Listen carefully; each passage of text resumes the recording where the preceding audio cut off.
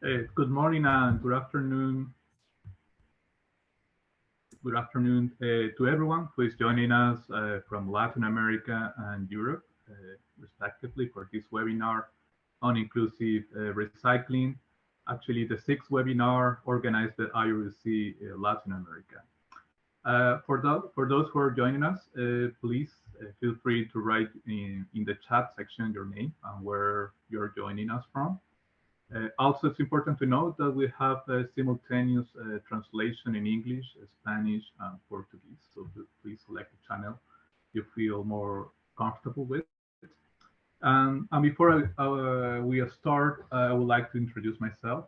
My name is Edgardo Sara. I'm the Deputy Team Leader for IURC Latin America, also known as the International Urban and Regional Cooperation Program, which is founded by the European Union.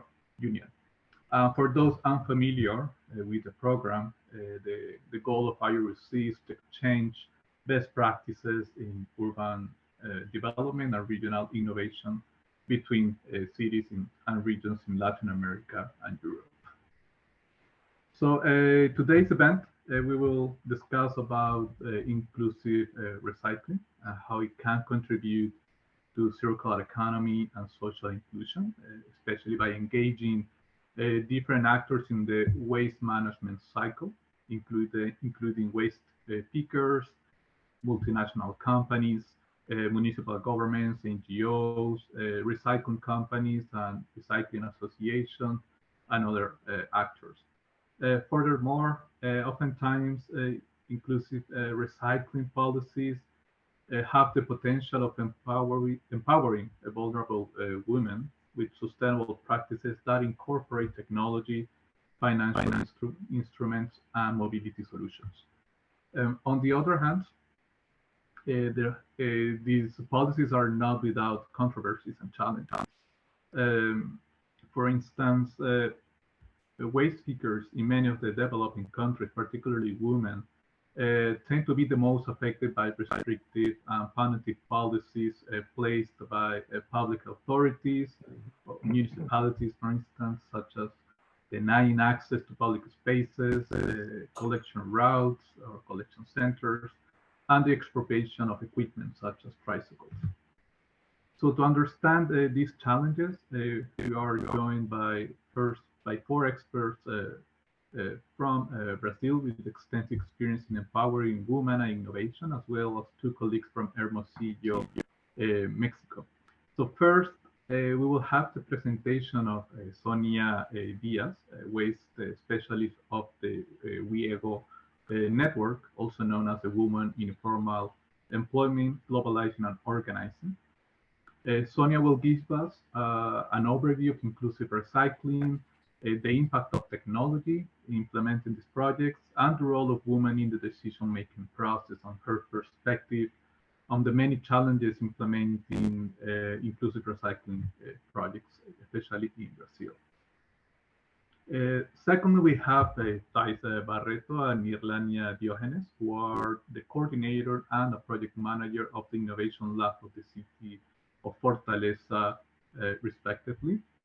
The Innovation Lab of the city of Fortaleza is also known as City Nova, and both Thais and Irlania will provide an overview of Fortaleza's experience in the implementation of Recycle, an initiative mixing electric mobility and social inclusion of waste pickers, or catadores, as they are known in Brazil.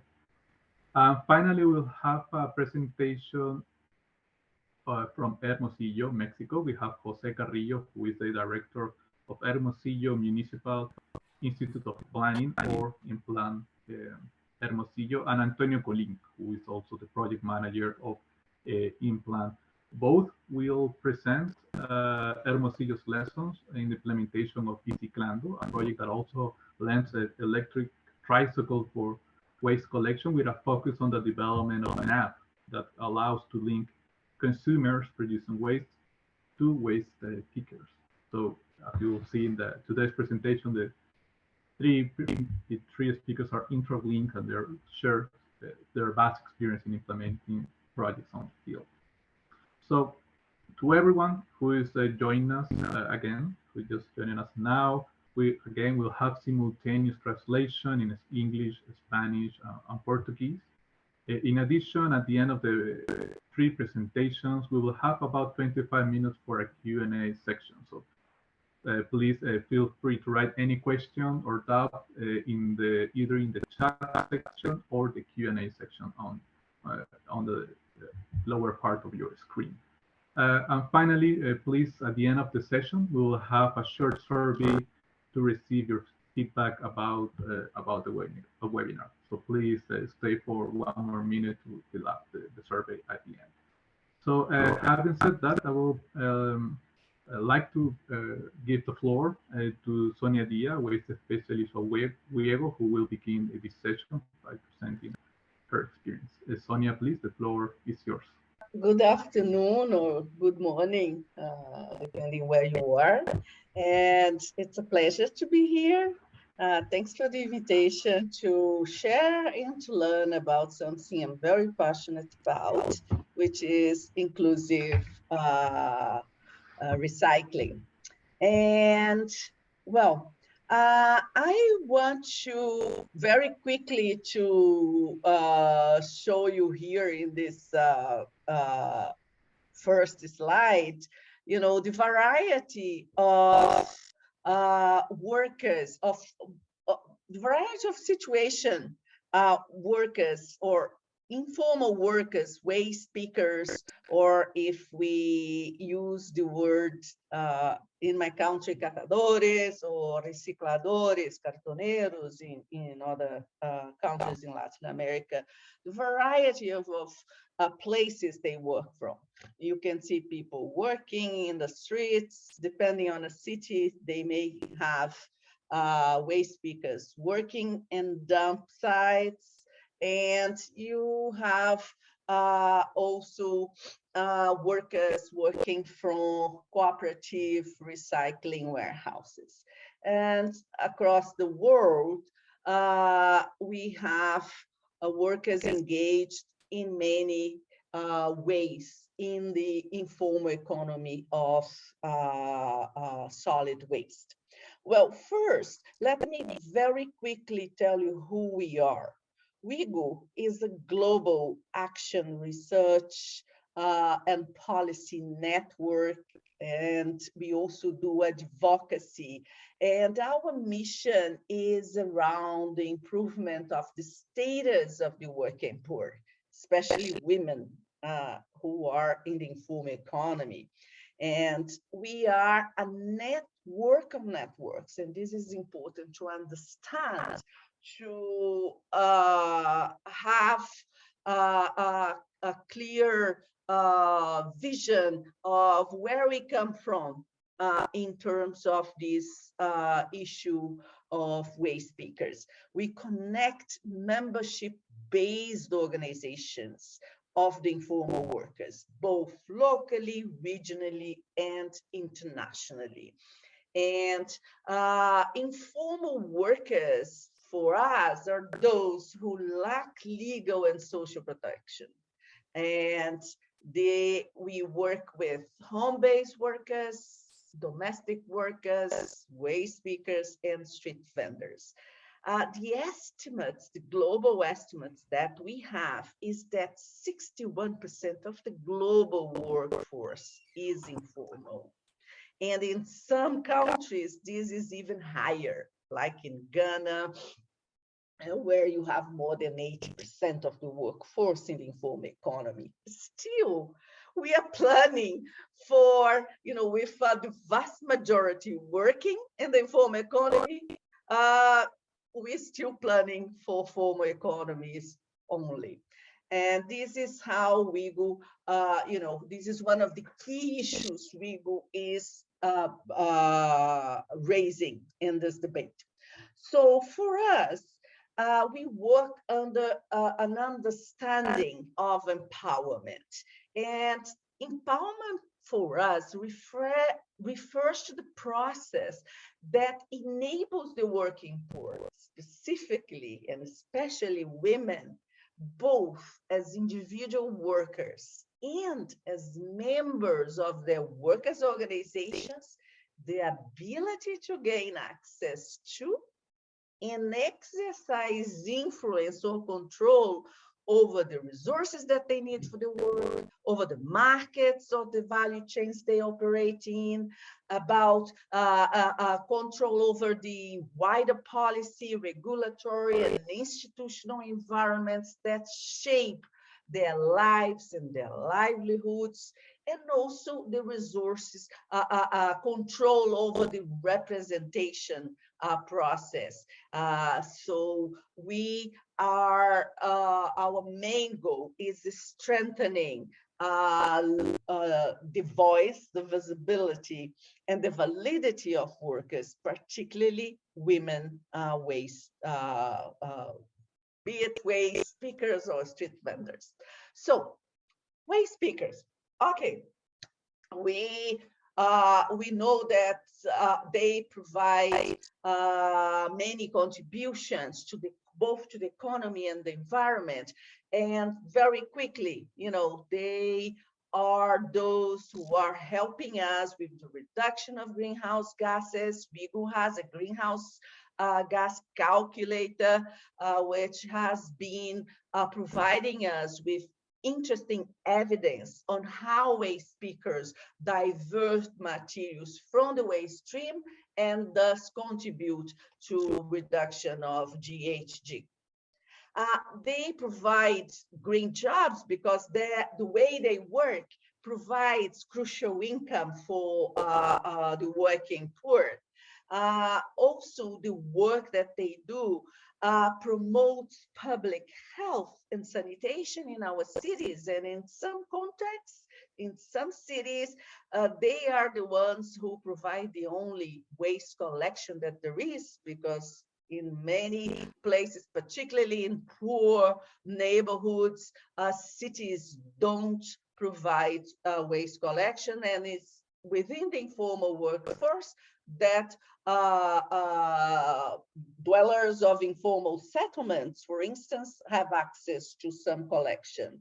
And by doing that, they are actually subsidizing municipalities and without recognition. And it's important for us to understand the linkage between urbanization, cities, and livelihoods. We know that the world is already predominantly urban and is further urbanizing at a very high pace.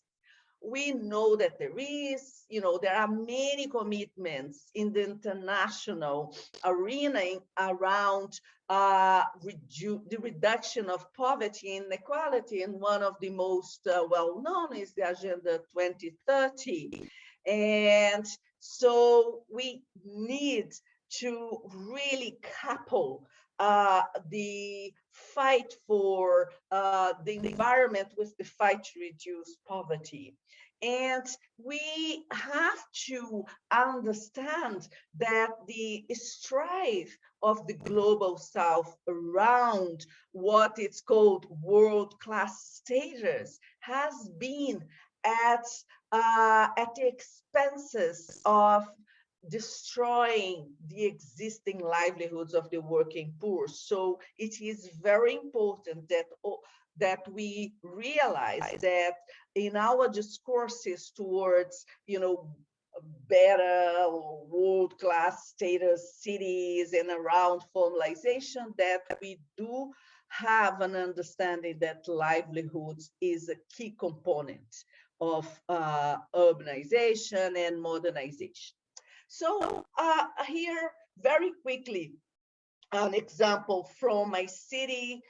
There are many examples that we could go to, but we don't have the time, in which there are some attempts to have some recycling, solid waste recycling systems, like the example in Bogota or the example in Argentina, Buenos Aires, Argentina. But here I bring my city, Belo Horizonte, a city that I worked as a city officer when we implemented the partnership in 1993 between the city sanitation department, and waste pickers co-ops. We have done that by creating a participatory forum, the Waste and Citizenship Forum, where the city and social actors work together in terms of shaping inclusive recycling. We have a contract with the cooperatives so that they provide recycling collection and are paid for the service.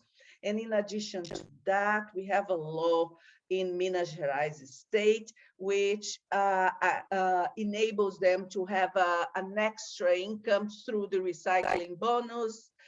It's called Bolsa Reciclagem in Portuguese. It's a kind of payment for environmental services.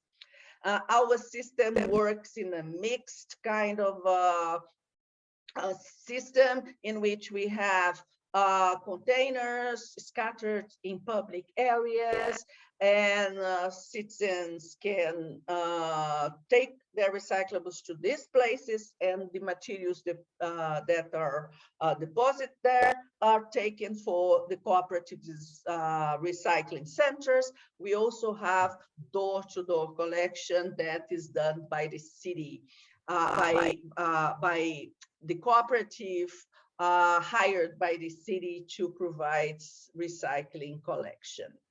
And we have been for 12 or perhaps 14 years doing work in Belo Horizonte around gender.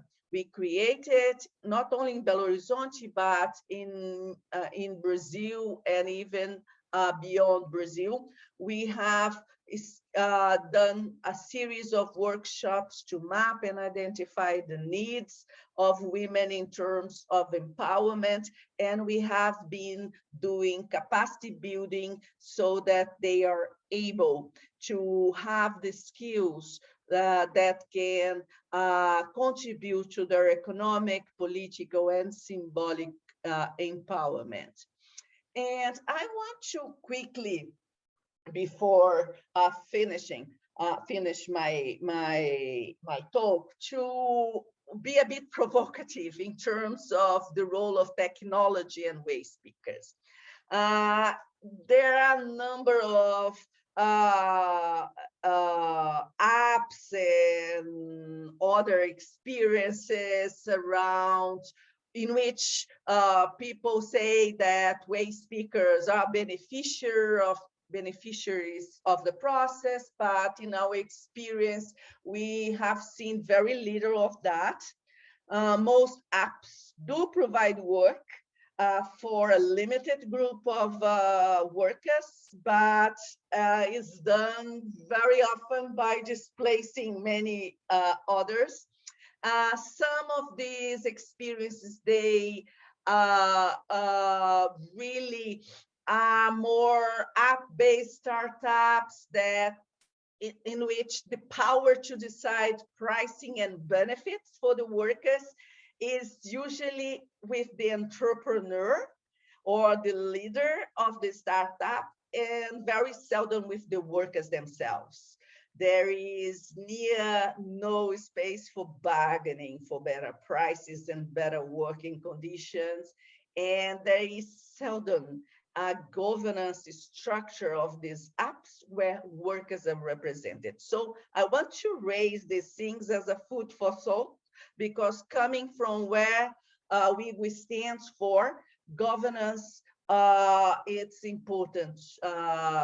Governance by workers, it's something important. So going towards the end of my presentation, I want to leave you with some policy recommendations around an inclusive system. So it's important that we acknowledge the rights of waste pickers to work and to access waste, and design our systems as to include them as service providers who are paid under contract for the work that they do. It's important that any modernization we do in a system, that we factor in what impacts will that have on livelihoods. it's really important that we address gender vulnerabilities, have an assessment of how women will be impacted and how we can avoid negative impacts. It's important that we provide assistance for workers to organize themselves. And of course, we need to abide for the ILO, International Labour Organization, decent agenda, work agenda, by providing infrastructure, capacity building, social protection schemes, and ownership in technology-based app systems. So, and the other point is we need to design extended producer responsibility that really involves waste pickers. So to close, waste is a tremendous opportunity for the cities to really meet their priorities in terms of addressing inclusivity, creating jobs and facilitating social mobility, and also to have it in ways that protect the environment. And I hope that this is the main message that you get, and that we are happy to provide assistance for those interested to learn other examples. And yeah, thank you very much. Thank you, Sonia. Especially, there are so many things that we could pick up from your presentation. For instance, when you mentioned the concept of empowerment, it's the ability to influence the results. And so I would like to contrast your opinions with some of the presentation we'll see later when we will discuss about the development of apps, the different benefits that were given to the recyclers. What's the role of women in the decision-making process of those benefits and the design of these apps and these projects? So it would be interesting to contrast how the empowerment was addressed, or in the two projects that we will see now, and as you mentioned, also the development of different apps and technology has its limitations. Also, that's something we will discuss at the end of the presentation. So thank you.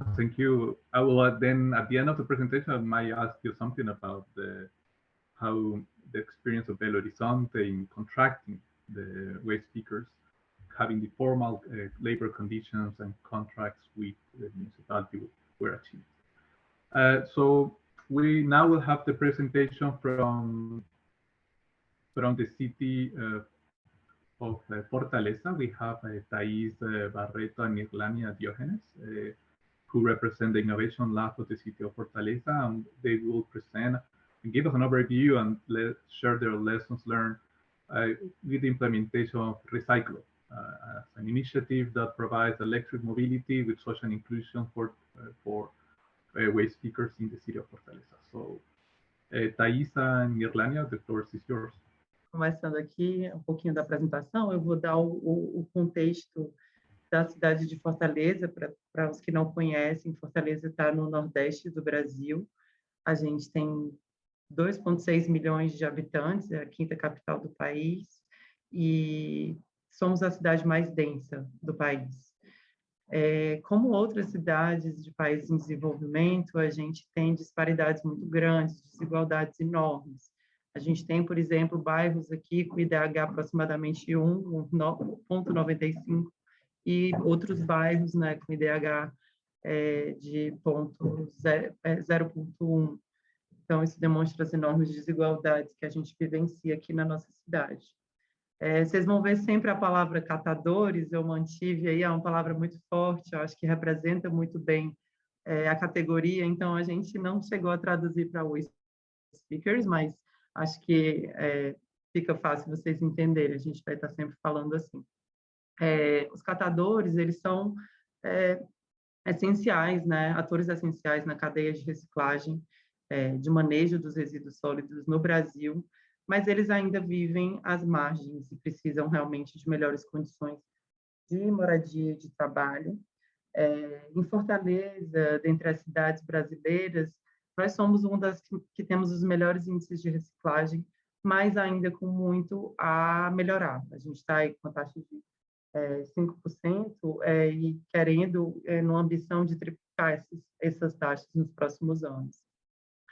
90% dos recicláveis no Brasil são coletados pelos catadores. Então, vocês veem a importância dessas figuras dentro, como a Sônia falou, eles contribuem para a economia, para o meio ambiente, e muitas vezes não são vistos e não são reconhecidos pela população, né? E muitas vezes até pelo poder público também, como esses atores tão importantes. Então, o que a gente fez aqui na cidade? Nos últimos anos, nos últimos 8 anos, a cidade de Fortaleza investiu fortemente na infraestrutura cicloviária, no transporte por bicicleta, e expandindo bastante a rede, a malha cicloviária. Então, nós tivemos um crescimento de mais de 500% da rede, desde 2013, que tínhamos 68 quilômetros, agora nós temos 413. Então, nós vimos uma oportunidade, e nós encontrávamos também catadores utilizando as infraestruturas cicloviárias para puxar suas carroças, às vezes, para não ser perturbado por um veículo que vem atrás, buzinando. Então, as ciclofaixas também lhe serviram, e vimos uma oportunidade de inscrever no prêmio TUME, que é de Iniciativas Transformadoras de Mobilidade Urbana, o projeto do Reciclo, que basicamente é ceder triciclos elétricos para catadores, para que eles deixem de puxar, né, com a força do corpo aí, a carroça, um volume muito grande de material. Então, aqui é uma imagem de como eles fazem hoje e de como no projeto eles estão fazendo. Mas não basta a seção. O reciclo ele tem 3 eixos no projeto. O primeiro eixo é o de reciclagem. Então, nossa intenção é aumentar a quantidade de materiais recicláveis coletados pelos catadores. A gente quer engajar a Prefeitura de Fortaleza, a gente tem feito isso, mobilizado vários atores dentro da Prefeitura. Nós aqui somos da Prefeitura de Fortaleza e estamos juntando outros atores da Prefeitura nesse projeto. Estamos envolvendo também empresas, condomínios, para encorajar na reciclagem. Também temos a intenção de aumentar as taxas de reciclagem na cidade. O eixo de sustentabilidade, mobilidade urbana sustentável, a gente quer promover a mobilidade urbana sustentável, testar aí os triciclos elétricos e entender se essa solução para logística urbana, no caso aí de carga dos recicláveis, é uma solução interessante para a cidade, e avaliar isso melhor. E o eixo, não menos importante, acaba que ele tornou central também, junto com a reciclagem, de trazer valor, dignidade, visibilidade, conforto no trabalho e melhores condições de trabalho para os catadores. Então, esse é o eixo de inclusão social. Reconhecer que esses catadores são profissionais responsáveis pela coleta, separação, né, e venda desses materiais.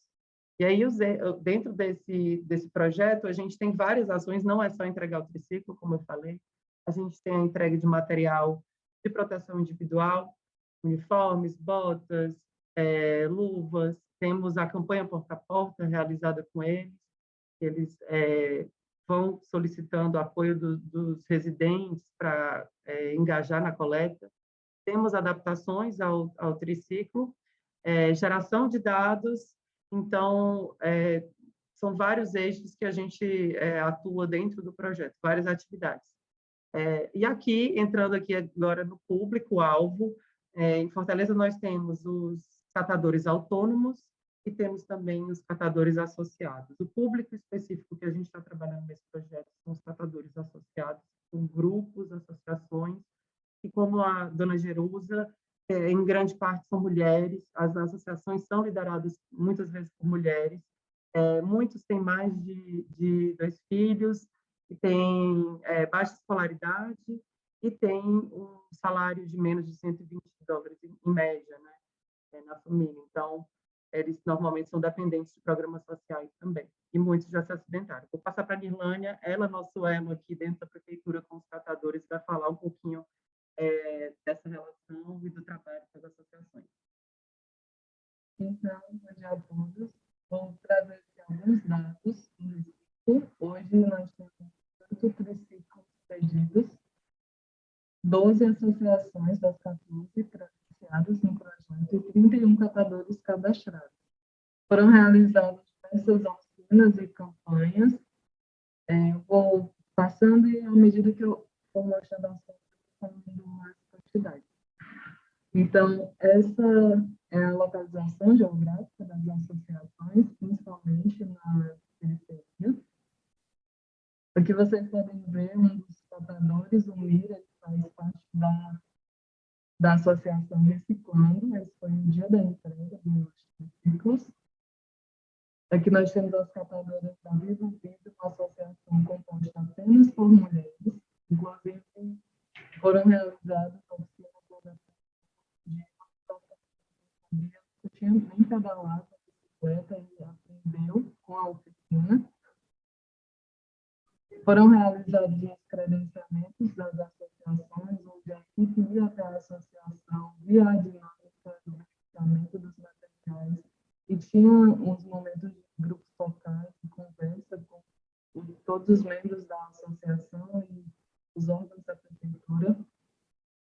As oficinas de adaptação realizadas 18, elas são coletivas e individuais. Nesse momento, os catadores são instruídos de como utilizar os de quais são as peças que tem, como devem manusear, para depois irmos para a atividade prática, onde eles vão aprender a pedalar o triciclo de maneira mecânica, a princípio, e depois é acionado o motor. As oficinas de adaptação, elas tinham esse momento coletivo, onde eram repassadas as informações e todos os itens que tinham no triciclo para que os catadores pudessem manuseá-lo melhor. Em seguida, íamos para as ruas fazer a parte prática, onde os catadores pedalavam o triciclo e logo após já era acionado o motor para que eles fizessem uma simulação do que seria utilizar o triciclo elétrico. Foram realizadas 2 campanhas de comunicação, onde eram preparatórias para as campanhas porta a porta. Nesse momento, os catadores iam batendo de porta em porta nas casas dos moradores, falando que ali tinha uma associação, qual o nome do catador, ia passar a coleta dos materiais, e entregando um folheto informativo de como fazer a coleta seletiva. Foram também ministradas 5 oficinas de mecânica, onde os catadores aprendiam a fazer reparos básicos nos triciclos, para que eles tivessem maior independência. Também foi entregue um kit de reparos com algumas ferramentas para que eles fizessem esses ajustes na rua, por exemplo, se necessário. Nas oficinas de saúde e segurança do trabalho, era reforçada a importância do uso dos EPIs e era entregue um kit de reparos. Aqui nós temos alguns resultados que podemos obter através do projeto, onde a renda dos catadores aumentou cerca de 40%, os catadores que utilizam o triciclo sentem menos dores e fazem menos esforço do que os catadores que usam a carroça. O grau de adesão deles ao triciclo é bem significativo, 90% dos catadores passam a utilizar o triciclo como veículo exclusivo. E também pode ser visto que a distância e a velocidade com o uso dos triciclos, ela praticamente dobra. Aqui nós temos uma visão mais geral da diferença entre o uso da carroça e do triciclo. Esse é um caso de um dos catadores da Associação Mulheres, o senhor Cassiano. Esses pontinhos mais amontoados, vocês podem ver, são próximos, pontos de coleta próximos da associação, por isso eles estão bem adensados aí, mas o catador consegue, com o triciclo, percorrer até 12 quilômetros, chegando a distâncias maiores, especialmente nesse momento onde tem uma grande competição entre eles. Já entrando, me escutam bem? Já entrando aqui no final da nossa apresentação, lições aprendidas do projeto. A gente começou com o triciclo e com uma carreta acoplada, e vimos que muitas vezes nem todos os casos era o ideal, porque era uma dificuldade maior de manejar esse triciclo nas ruas da cidade. Então, a gente fez um triciclo menor, com compartimento de carga já no chassi do triciclo, e esse aqui são as imagens, né? Esse com a carreta e outro com o compartimento de carga menor. Muitas vezes da carreta a gente precisa de espaços mais estáveis, o pavimento melhor, e muitas vezes os catadores andam em muitas partes da cidade, às vezes o pavimento não é tão bom para eles utilizarem o triciclo com a carreta, então eles preferem utilizar esse triciclo menor. Então a gente está entregando, além de que esse menor a gente consegue usar um motor mais convencional, que é de bicicletas elétricas, mais comum, o que simplifica a manutenção também. E aqui, com a consolidação do reciclo, a gente consegue começar a relacioná-lo com outros projetos, como esse, por exemplo, assim, a gente sabe que o Brasil é um grande produtor de lixo eletrônico e ele é descartado em grande parte de maneira errada. Então, a gente está com um projeto de recondicionamento de computadores, e o resíduo que não é aproveitado, ele está sendo destinado a associações de catadores aí que estão sendo atendidas pelo projeto Reciclo.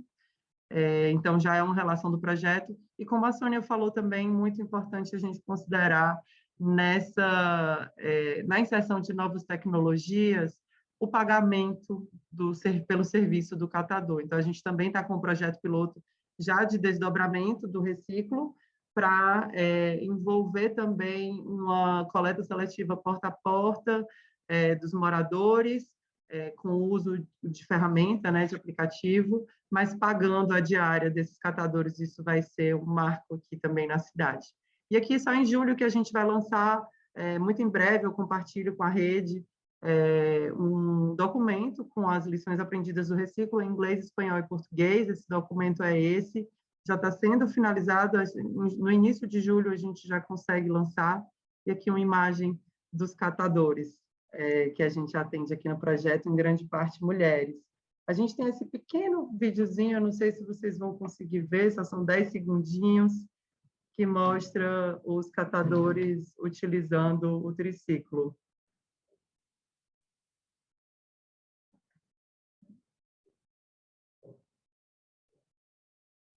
Thank you, Thais and Nirnania, for this very interesting presentation. And I'm sure there will be many questions at the end from the public regarding also the technology, the provision of the electric tricycles. And also it was very interesting to hear about the different benefits, not only in terms of income, but also injuries and health benefits of those waste pickers who were involved in the program. Something I would like to touch at the end and talk about, it would be that you mentioned, or you talk about the independent waste pickers and those who are associated with an association. So this, I will link it at the end with Sonia Diaz's presentation about how we make sure that everyone is involved, no one is left behind, how do we make sure that people is represented and empowered, especially women. So that's something I would like to touch and talk about at the end. So next presentation will be about Hermosillo. We have Jose Carrillo, who is the director of Implan, the Municipal Institute of Planning of Hermosillo, and Antonio Colin, who is joining him as a project manager. Both will present or will talk about the program Reciclando. So Jose and Antonio, the floor is yours. Muy buenos días a todos. Permítanme hacer una breve introducción de nuestra ciudad. Y después pediré a Antonio que nos ayude con el tema de Reciclando, que es un programa. Bueno, Hermosillo es la capital del estado de Sonora, que se ubica al norte de México. Somos una ciudad que tenemos casi 1 millón de habitantes, una ciudad muy dinámica, con una industria automotriz muy sólida, y también tenemos una creciente industria aeroespacial. Bien, en este contexto, pues Hermosillo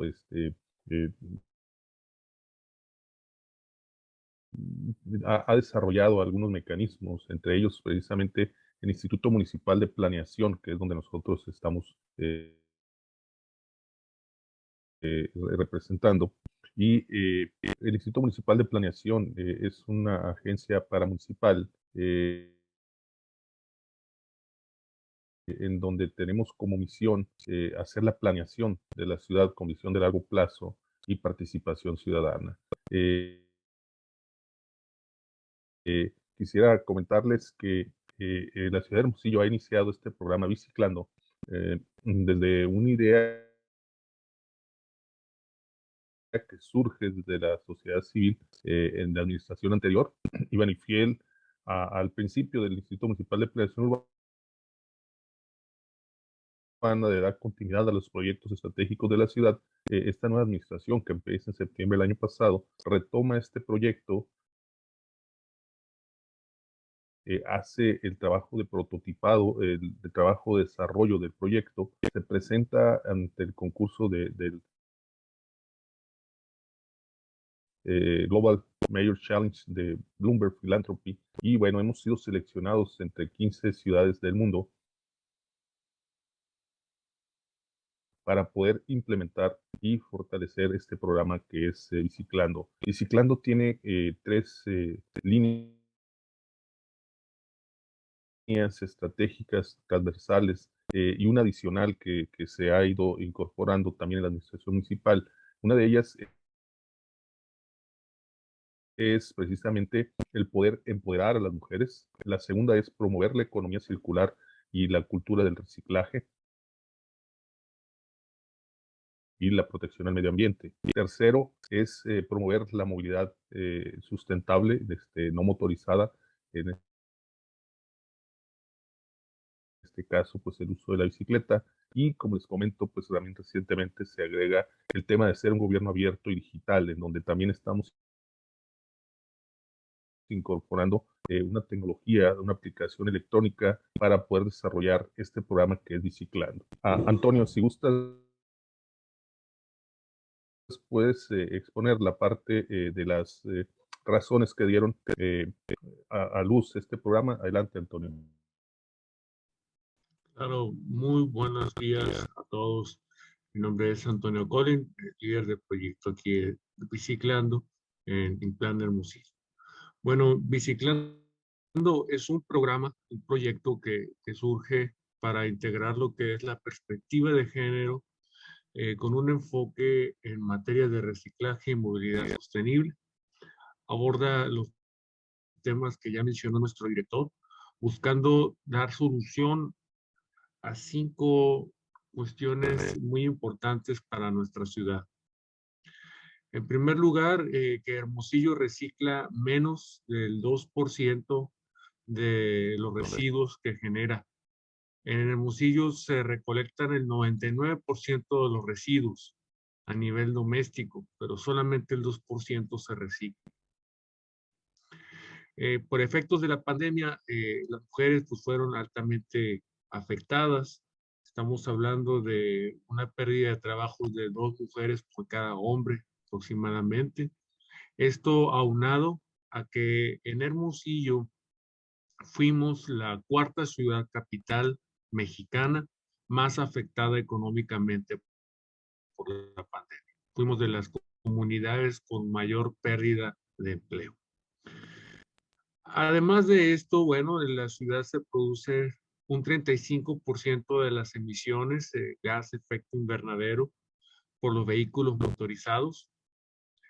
Estamos procurando fomentar la movilidad ciclista. Sin embargo, solamente el 15% de los ciclistas son mujeres. En la ciudad, en el reparto modal, los usuarios de las bicicletas representan el 3% aproximadamente de este medio de transporte en comparación, por ejemplo, al vehículo privado y al transporte público que abarcan pues, casi un 80% de la movilidad. Y bueno, el 70% de las mujeres perciben como inseguro el espacio público en lo general, y esto incluye también los espacios como los parques, pero sobre todo las vialidades, y incluyéndose las ciclovías.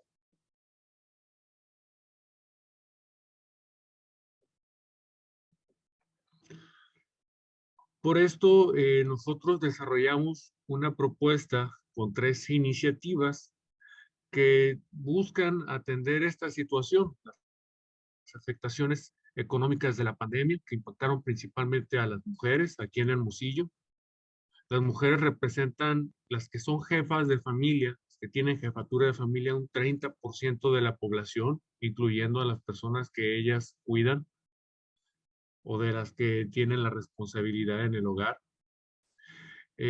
Tenemos pues entonces la intención de generar estos 3 componentes, que son los centros de economía circular, que son espacios de emprendimiento social para promover lo que es la cultura del reciclaje, la economía circular, que sirven como base de operaciones para el programa Biciclando. El programa Biciclando o el servicio de Biciclando pues es un sistema de recolección de residuos a domicilio, por el cual un grupo de mujeres que operan en una bicicleta con un remolque, pues acuden a los hogares a recolectar estos residuos de manera gratuita. Los residuos que ellas captan se convierten en su fuente de ingreso y los usuarios no tienen que pagar por este servicio. Y finalmente, bueno, como se mencionó anteriormente, el programa de Biciclando integra lo que es la infraestructura ciclista, que busca unir a las comunidades, a los hogares de las zonas de atención con las bicicladoras, desarrollando la infraestructura para que puedan circular pues los ciclistas, pero en particular las bicicladoras, por las vías principales que conectarían a los centros de economía circular y que ayudan también a promover la movilidad sostenible, especialmente de las mujeres. Entonces, con estas 3 iniciativas, lo que buscamos es, integrando la perspectiva de género, promover la educación ambiental, que esta educación también se integre en lo que es la economía y que alcance a las empresas. Queremos promover el reciclaje y queremos promover la movilidad sostenible, enfocándonos en el ciclismo. Este es un mapa de la ciudad de Hermosillo. Aquí podemos observar la infraestructura ciclista, son las líneas verdes. Los centros de interés principal para la implementación del programa de Biciclando, que son los cuadrantes rojos. Y después podemos observar en estos cuadrantes amarillo y morado las zonas donde hay rezago social y la mayor concentración de jefaturas de hogar femeninas. La idea entonces es que, aunado a los centros de reciclaje de las empresas privadas, que son estos radios verdes y estrellas verdes, podamos nosotros conectar a los hogares que desean reciclar con estas mujeres vulnerables que serían las principales beneficiarias, las empleadas directas del programa, y que puedan pues los usuarios, los habitantes de la ciudad, disfrutar de este servicio en estos radios de atención que tenemos aquí.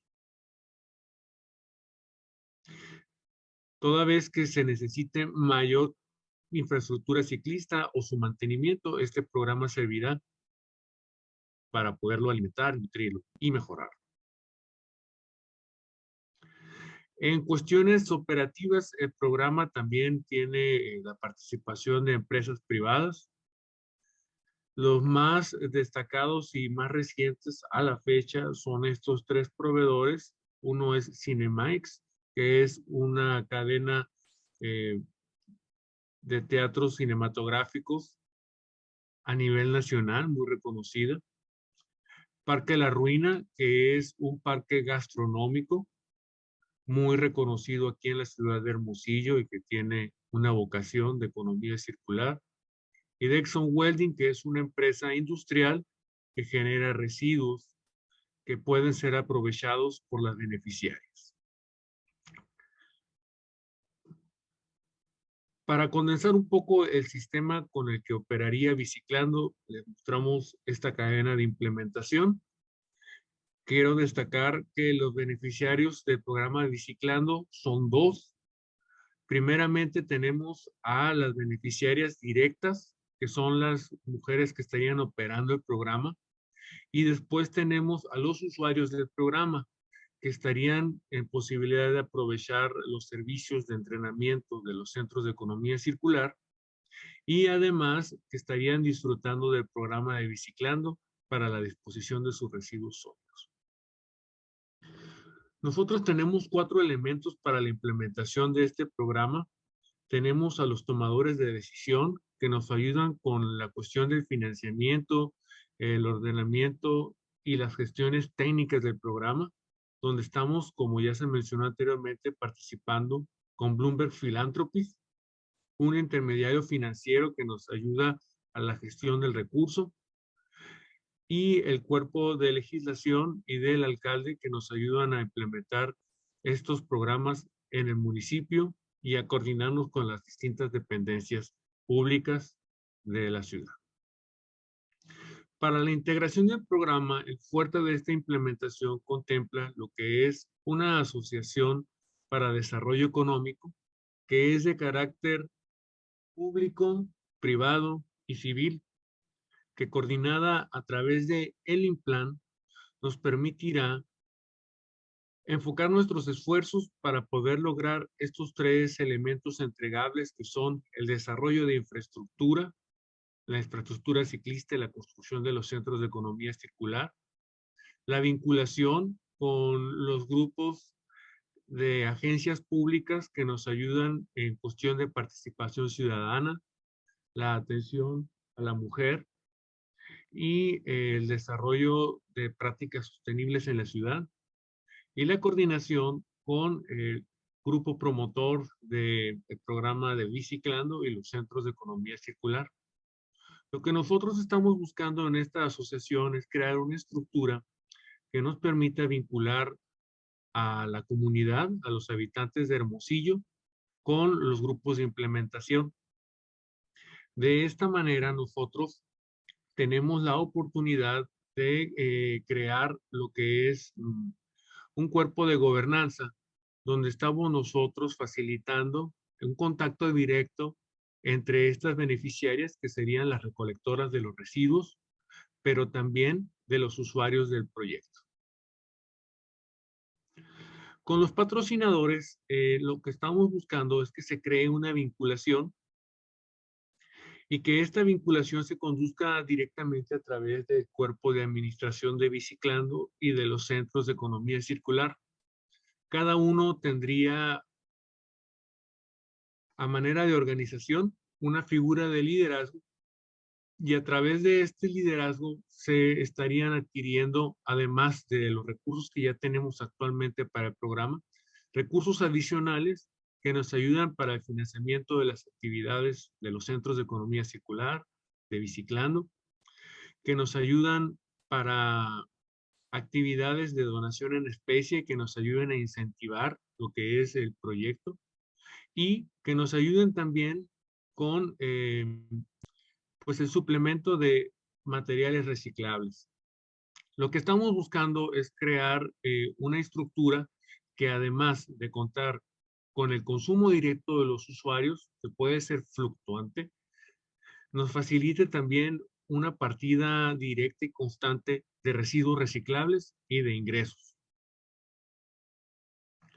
Finalmente, tenemos el área de ya primera línea, que sería de atención directa con los usuarios. Prácticamente los usuarios son los que proporcionan la mayor cantidad de los residuos reciclables a las bicicladoras. Las bicicladoras son las operarias del proyecto. Tenemos a las cadenas de reciclaje. Las cadenas de reciclaje son aquellas a las que... Antonio, sorry to interrupt. You have about 2 minutes. Okay. a las que acuden las bicicladoras a vender los residuos reciclables que colectan por parte de los usuarios y los patrocinadores. Después tenemos el elemento de seguridad pública y de centros de economía circular que brindan la estructura para poder disfrutar de estos beneficios. Bueno, al final del programa lo que buscamos nosotros es la construcción de 3 centros de economía circular, crear una flotilla de 18 bicicladoras. Esperamos beneficiar a 70,000 usuarios del programa en distintas colonias de la ciudad o sectores y alcanzar hasta 200,000 kilogramos de residuos reciclados por año, incluyendo reciclables como papel, cartón y aluminio. El programa es ganador de Bloomberg Philanthropies Mayor Challenge del 2021. Aquí tenemos a una beneficiaria con el modelo que estamos utilizando actualmente. Y aquí tenemos imágenes demostrativas del equipo para la flotilla de bicicladoras. Un centro de economía circular, como está actualmente y cómo lo queremos rehabilitar. Las actividades de codiseño con las bicicladoras para que ellas tengan bicicladoras y beneficiarias, pues estén tomadas en cuenta en cuestiones de contexto y perspectiva de género. Y los talleres que se han proporcionado como parte de las actividades de economía circular. Y con esto concluiríamos nosotros con la presentación. Thank you, Antonio and Jose, for providing this overview of the future implementation of Reciclaje, especially with a focus on the governance structure. I want to begin. We have many questions in the chat. Also, one of the presenters want to begin replying to those questions direct into the chat. That could work too, because we have about like 10, 12 questions to answer. I want to begin linking the last presentation with the first one. So this is a question that will go to both Sonia and Antonio and Jose. I was wondering, Sonia, in your experience, when you look at for instance, when you mention how to empower people, what are the different criteria we need to take into account for designing these type of programs, and that we need to make sure that people and women is involved in the decision-making process. So I was wondering if you can provide a few examples on how that happened, and how you were able to involve and engage women into the decision-making process, even not only the designing part of the program, but the implementation as well. And if you can comment also on the Hermosillo's presentation, if you maybe can share some ideas because I noticed on the chart at the end of the Hermosillo's presentation that the beneficiaries was not part of the decision-making process in the first column. So I would like if you can perhaps change some ideas, if you can, Sonia, can provide your insight and recommendations to Hermosillo, and both can and then we can actually move into let's try to answer many of the questions we have in the chat section. Sonia, please. Thank you. Excellent. Yeah, I think all presentations, they are fascinating in many ways, in terms of the strive to adopt new technologies or tools like the presentation in Fortaleza, in which we know from our experience in our Cuidar health risk mapping here, done by WIEGO here in Brazil, how what's the impact on workers' health in terms of how they carry out their work. And so having, technologies that provide reduce the impact on workers' health. It's so fascinating. I think the one key thing, when I was looking at the chart from Hermosillo, of course, was trying to see where the catadores, recicladores, the women who are part of the process, where do they fit in terms of the governance structure? So I would say that, if coming from the experience that we have, which is no experience is perfect, and I'm quoting I'm using the experience here that I was personally actually engaged in the beginning in Belo Horizonte as an example, but not as a kind of best model, so to speak. But it's the core thing about how we plan projects in which we plan with and not only for. And to that end, it is really important that when we start conceptualizing whatever intervention we are going to do, be it a research, be it an intervention where we are introducing new technologies or whatever, that we have some governance structure, some, participatory forum or committee in which workers are represented. Because it's very, and I'm not criticizing any experience, but I'm just coming from a very kind of a more high-level comment in terms of how important it is for development that we frame participation, active participation in the design phase at the very onset. So the experience that we have here in 1993, when we implemented the experience in Belo Horizonte, the first thing we did was to form a collegiate coordination group, which had the city, which had the existing cooperative at that time. There was only one in 1993 in Belo Horizonte, and then NGOs that had been traditional partners of waste pickers. So this is one example. So the design of the process was done in collaborative ways. We can see in other contexts, like in South Africa, where I follow up very closely, that where people formed a multi-stakeholder committee to design the guidelines that will be the kind of foundation for implementation of inclusive recycling. So my point is, try to engage and workers as early as possible.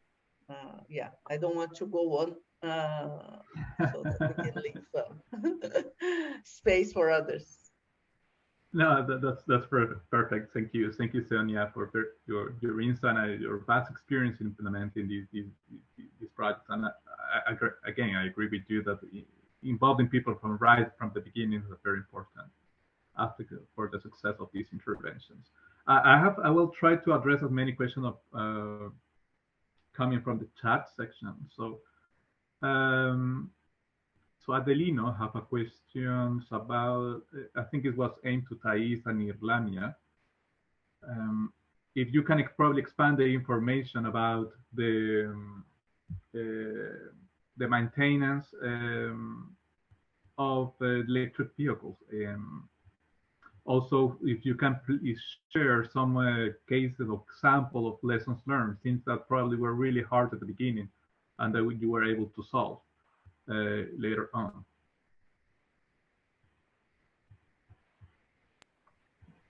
Obrigada. Sobre as lições aprendidas, acho que essa fala da Sônia de envolver os catadores desde o início foi muito importante no projeto, mas não só isso. O que a gente aprendeu foi que a gente tem que se manter próximo durante a execução do projeto, porque muitas vezes a gente fez grupos focais no começo do projeto e escutou o que eles queriam, né? E o que se falava era: queremos o maior compartimento de carga possível. E o que a gente viu na prática é que, por exemplo, na Associação Viva a Vida, as mulheres não tiveram coragem de sair, de usar, e a gente viu que talvez a gente precisasse começar com algo menor. Então, algumas associações podem usar o triciclo menor, outras, sim, conseguem fazer o trabalho com o triciclo maior, com a carreta grande. Então, o acompanhamento foi muito importante. Para entender essas necessidades, as dificuldades individuais. A gente viu que cada catador pedala de um jeito, tem dificuldade, outros têm medo, outros... Então, é bem realmente importante acompanhar de perto. E a Nirlânia ficou muito forte nessa ponte aí, indo nas associações, e isso tem uma dificuldade, né? As associações aqui estão em áreas mais periféricas e mais distantes de onde estamos instalados na prefeitura, mas então é um trajeto enorme, mas é muito importante ir até lá e entender as dificuldades, porque muitas vezes eles querem falar de outras dificuldades, não só essas. E aí, sobre as dificuldades técnicas do projeto, eu ressalto principalmente uma em relação... A gente só encontrou só teve essa empresa interessada na licitação que a prefeitura fez com o recurso do prêmio, e ela foi muito parceira na tentativa de ajustar as dificuldades que a gente teve, mas a gente viu que tem uma dificuldade mesmo que é da produção desse motor, desse material, do módulo elétrico, que é na China. Então, a gente, toda vida que tinha um problema, tinha que mandar para São Paulo, para mandar para a China, para voltar para Fortaleza, e isso é um desgaste para todos, né? Para quem está na gestão do projeto, para quem está na prefeitura testando uma solução nova, e para os catadores que têm o triciclo que fica parado sem funcionar. Então, a gente fez ajustes e fez... parte do ajuste para a carreta menor foi também pela possibilidade de utilizar um motor mais comercial. Então, a gente utiliza um motor de bicicleta elétrica normal que tem no mercado, por mais que esse mercado ainda não seja tão aquecido no Ceará, no estado, em Fortaleza, é muito mais simples, você consegue resolver ainda assim na cidade ou no Brasil, não precisa ir para a China. Então, essa eu acho que foi uma das coisas técnicas que a gente precisou ajustar, muito importantes, mas também tivemos aprendizados em relação à pandemia, né, de solidariedade mesmo, de como as associações funcionam, acolhendo todos e buscando ajudar uns aos outros. Então, é muito envolvente, não tem como se envolver. E também, assim, a gente teve dificuldades por conta mesmo da pandemia de o dono da empresa que cedia, que fornecia os triciclos, ele faleceu de Covid. Então, muitas dificuldades burocráticas para conseguir viabilizar o projeto, a continuidade dele, que conseguimos, mas realmente foram muitas lições aprendidas em termos de como tocar um projeto piloto na cidade. Se a gente puder não envolver os recursos do município, a gente conseguir realmente, porque esse foi através de uma parceria, né? Então, se for através de uma parceria, que esse parceiro consiga contratar diretamente, talvez isso seja mais fácil, porque a gente tem muitas dificuldades realmente que atrasam o processo, e isso gera muita ansiedade no público que vai receber, né? Então, a gente conseguir solucionar isso de maneira mais rápida, eu acho que é importante. Então, esse aprendizado também da destinação dos recursos, como eles chegam diretamente nos contratos para conseguir viabilizar o projeto. E, assim, o caderno, a gente vai compartilhar, vai ter mais detalhes tudo isso, é um documento que tem toda essa memória do projeto. Thank you, Thais. I have a question on that same line from Cassandra Soto, who works in Plan Hermosillo. She is asking, are the tricycles donated to the catadores directly, or are they managed by a company or a cooperative? So can you expand on the acquisition and the lending process to the catadores, to the waste pickers? Are they donated, or are they managed by an external company or association?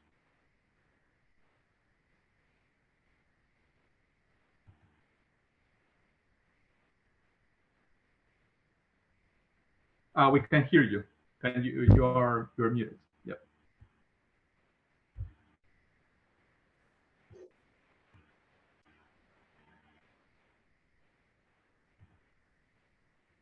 Thais, Nirlania, can you hear me?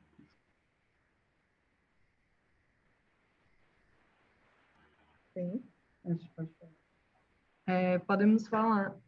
No caso do nosso projeto, as associações participavam de um credenciamento, onde era aberta oficialmente uma portaria de credenciamento. As associações repassavam algumas documentações, como declaração de infraestrutura, uma ficha de cadastro dos catadores que iriam utilizar o triciclo. Então, nós optamos por trabalhar com as associações, apesar de que estamos estudando formas de incluir também os catadores autônomos, ainda não nesse primeiro momento, preconizando que a Política Nacional de Resíduos Sólidos recomenda, que é, no caso, a inclusão dos catadores formalizados, né, até para fortalecer essa categoria. E, então, a princípio, o trabalho é feito com as associações. Não tem uma empresa que gerencie eles, já que eles têm CNPJ, eles têm toda a sua formalização, né, no caso das associações.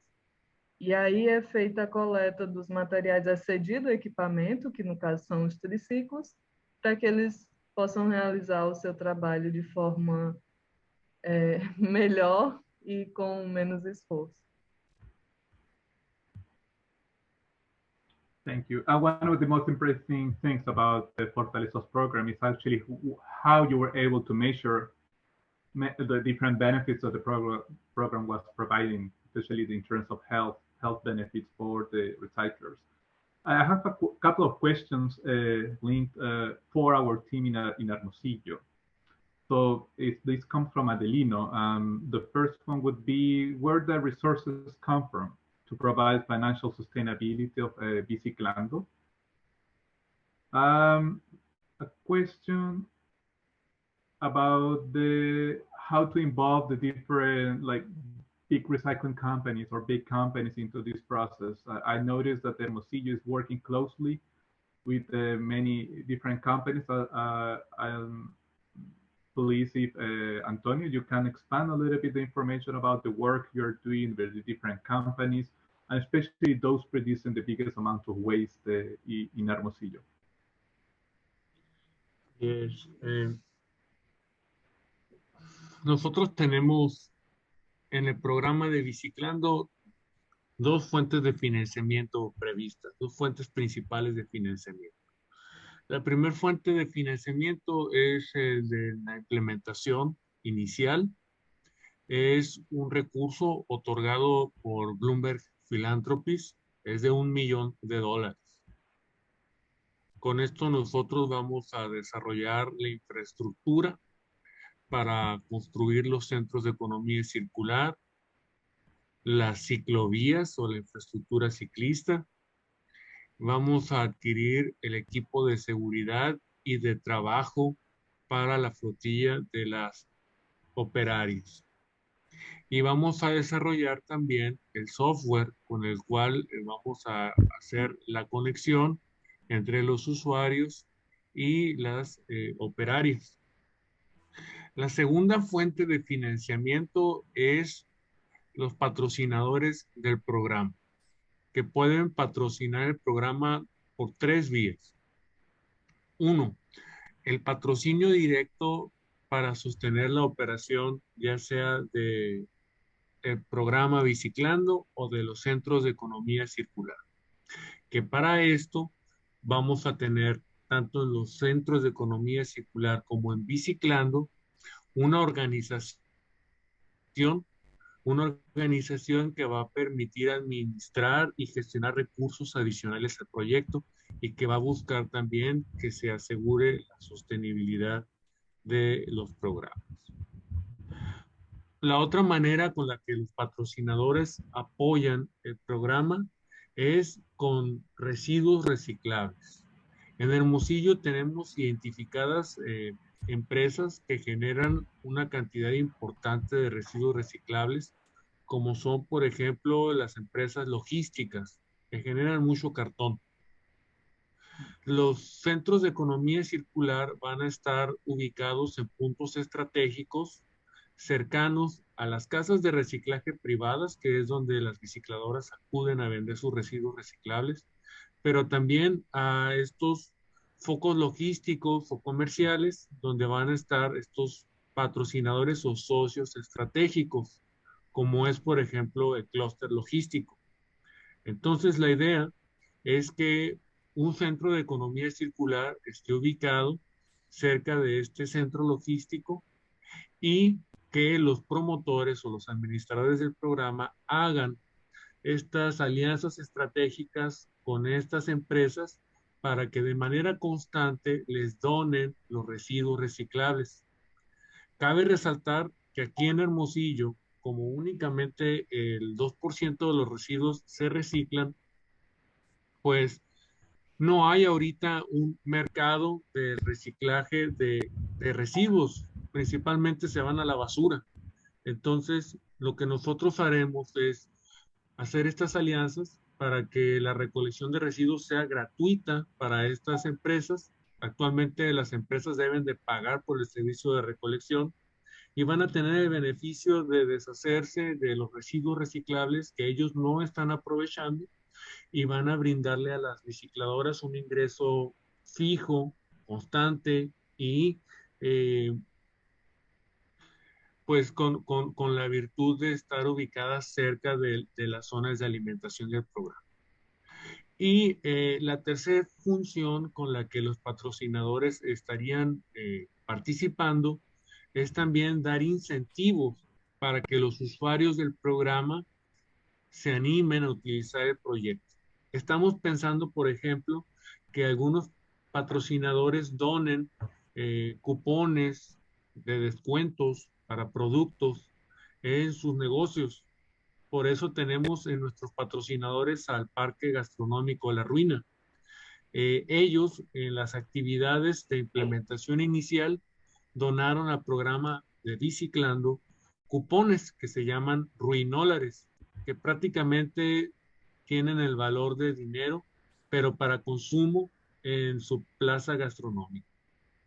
Entonces, la idea es aquí que a cambio de cierta cantidad de residuos reciclables, las operarias entregan a los usuarios un cupón como recompensa por su donación de residuos.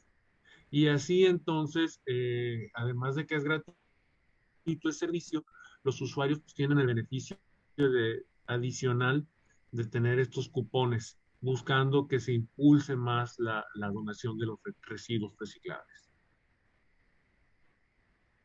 A grandes rasgos, eso sería la manera de la implementación del patrocinio y de la financiación.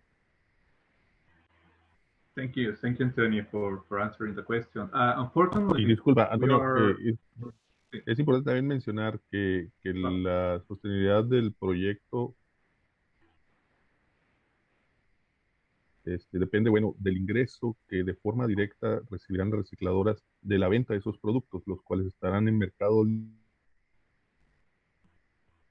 libre a los precios que las diferentes empresas están recibiendo el material, y ese será el ingreso principal de las recicladoras. Y también dentro de los centros de economía circular para los operadores habrá actividades que puedan ser monetizables, actividades de economía circular y de emprendimiento que puedan representar también ingresos adicionales para el centro, adicional a la filantropía que se espera que se pueda tener en esas tres vertientes que comentó Antonio.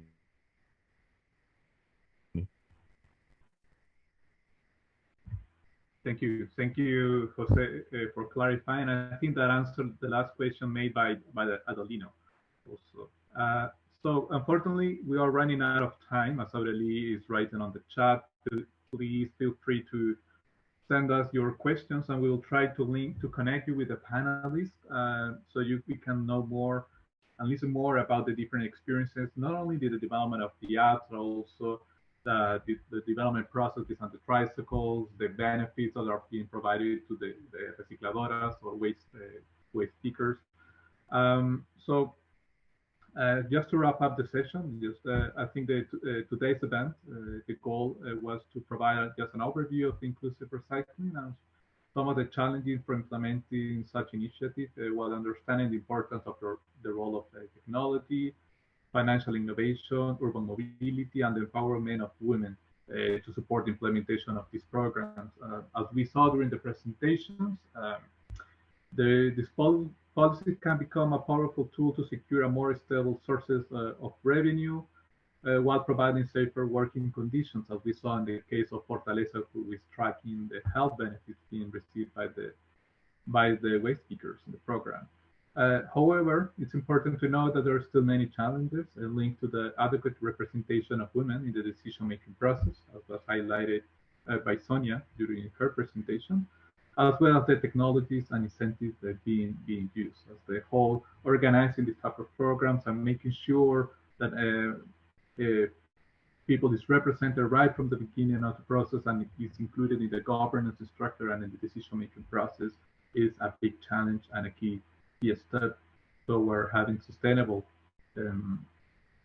initiative in inclusive recycling, as Sonia mentioned.